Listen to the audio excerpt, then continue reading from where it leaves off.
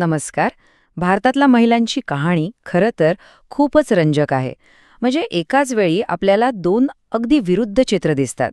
एकीकडे स्त्रिया यशाची शिखरं गाठतायत, तर दुसरीकडे त्यांचा संघर्ष अजूनही सुरूच आहे. चला, हाच विरोधाभास आज आपण जरा जवळून समजून घेऊया. विचार करा, ज्या काळात स्त्रियांनी घराबाहेर पडणंही मुश्किल होतं, त्या काळात एका स्त्रीने मुलींसाठी शाळा सुरू केली. हो, त्या होत्या सावित्रीबाई फुले. समाजाचा प्रचंड विरोध सहन करून त्यांनी शिक्षणाचा पाया रचला.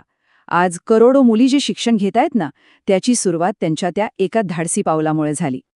आणि जेव्हा आपण शौर्य आणि नेतृत्वाबद्दल बोलतो, तेव्हा राणी लक्ष्मीबाईंचं नाव आपोआपच डोळ्यासमोर येतं.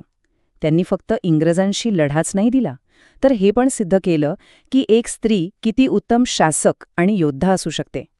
त्यांची शौर्यगाथा आजही आपल्या अंगावर रोमांच उभे करते, नाही का? आता थोडा आधुनिक काळात येऊया. इथं तर भारतीय महिलांनी अक्षरशः आकाशच गाठलंय. कल्पना चावला, सुनीता विल्यम्स या नावांनी तर संपूर्ण जगाला दाखवून दिलं की भारतीय महिलांसाठी काहीच अशक्य नाही. आणि हे फक्त अंतराळापुरतंच थांबलेलं नाहीये. आज महिला सैन्यदलात आहेत, फायटर जेट्स उडवत आहेत, देशाच्या सीमांचं रक्षण करतायत. म्हणजे आता असं एकही क्षेत्र उरलेलं नाही जिथे महिलांनी आपलं कर्तृत्व सिद्ध केलेलं नाही. पण मग इथेच तो मोठा प्रश्न उभा राहतो. जर महिला इतकं यश मिळवत आहेत, तर मग आजही आपल्याला महिलांवरील अत्याचार, भेदभाव आणि असमानतेच्या बातम्या काय ऐकायला मिळतात?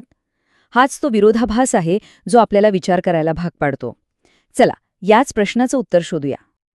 तर मग ह्या विरोधाभासाच्या मुळाशी जाऊया.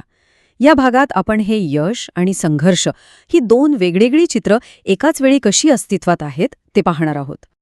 हे बघा, ही स्लाईड तोच विरोधाभास अगदी स्पष्टपणे दाखवते. एका बाजूला डॉक्टर, पायलट, राजकारणी म्हणून यशाची नवी शिखरं गाठणाऱ्या महिला आहेत. पण त्याच वेळी दुसऱ्या बाजूला समाजव्यवस्था, गरिबी आणि निरक्षरता यांसारखे मोठे अडथळे अनेक महिलांना पुढे जाण्यापासून रोखत आहेत. मग ही विषमता येते कुठून? यामागे काही एकच कारण नाहीये.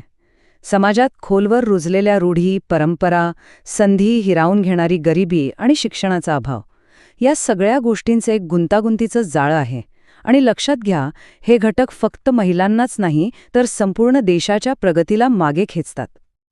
बरं, आपण समस्या तर समजून घेतली. आता उपायांकडे वळूया. चांगली गोष्ट ही आहे की या समस्येवर मात करण्यासाठी सरकारकडून अनेक महत्त्वाची पावलं उचलली जात आहेत.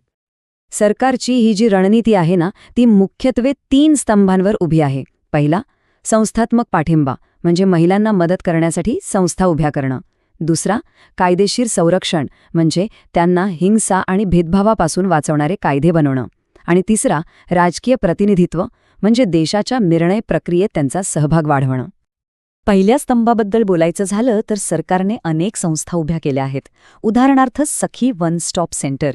हे एक असं ठिकाण आहे जिथे कोणत्याही प्रकारच्या हिंसाचाराला सामोरं जाणाऱ्या महिलेला वैद्यकीय, कायदेशीर आणि मानसिक आधार एकाच ठिकाणी मिळतो. आणि तातडीच्या मदतीसाठी तर 191 ही हेल्पलाईन आहेच.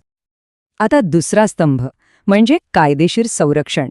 यामुळे महिलांना घरात आणि कामाच्या ठिकाणी सुरक्षित वाटायला हवं. कौटुंबिक हिंसाचार प्रतिबंधक कायदा त्यांना घरगुती छळापासून वाचवतो, तर कामाच्या ठिकाणी लैंगिक छळ प्रतिबंधक कायदा हे सुनिश्चित करतो की महिला कोणत्याही भीतीशिवाय आपलं काम करू शकतील.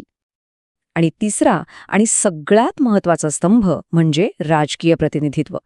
नारी शक्ती वंदन कायद्यामुळे आता लोकसभा आणि राज्यांच्या विधानसभांमध्ये महिलांसाठी तब्बल 33% जागा राखीव असतील. हे एक ऐतिहासिक पाऊल आहे, ज्यामुळे देशाच्या मोठमोठ्या निर्णयांमध्ये महिलांचा आवाज आणि दृष्टिकोन नक्कीच ऐकला जाईल. तर मग या सगळ्या सरकारी प्रयत्नांचा काही परिणाम दिसतोय का? नक्कीच दिसतोय. चला, अशा काही महिलांबद्दल जाणून घेऊया ज्यांनी सर्व अडथळ्यांवर मात करून अक्षरशः इतिहास घडवला. ही स्लाईड आपल्याला एका प्रेरणादायी प्रवासावर घेऊन जाते.